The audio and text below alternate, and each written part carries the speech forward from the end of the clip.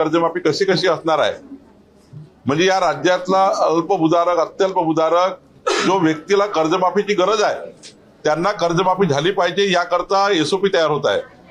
धनदांडग्या लोकांना शेतकरी कर्जमाफीविषयी मोठी घोषणा। या शेतकऱ्यांना कर्जमाफी होणार, पण या शेतकऱ्यांना कर्जमाफीचा लाभ मिळणार नाही। सविस्तर बातमी जाणून घेऊया।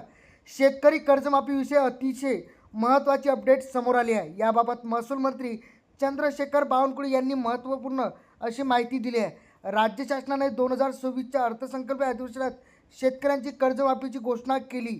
30 सप्टेंबर 2025 पर्यंत थकीत असलेल्या शेतकऱ्यांना 2 लाखापर्यंत कर्ज माफ होणार आहे। याचबरोबर जे शेतकरी नियमितपणे आपले पीक कर्जाची परतफेड करत आहेत अशा शेतकऱ्यांना देखील 50,000 रुपये प्रोत्साहनपर अनुदान देण्याचा निर्णय घेण्यात आला आहे।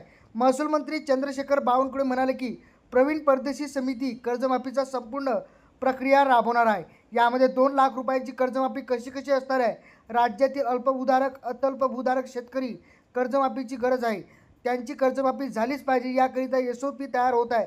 ते पुढे म्हणाले, धनदांडगे लोकांना ज्यांच्याकडे गाडी बंगला आहे, फार्म हाऊस आहे अशा लोकांना कर्जमाफी देऊन काय फायदा आहे, असा सवाल देखील यावेळी बावनकुळे यांनी उपस्थित केला। ज्या गरीब माणसाला कर्जमाफी दिली पाहिजे अशा शेतकऱ्यांना एसओपी तयार करणे चालू आहे। या प्रक्रियेसाठी थोडा उशीर होईल, मात्र कमिटेड कर्जमाफी आम्ही करणार आहोत, असे आश्वासन त्यांनी यावेळी दिली।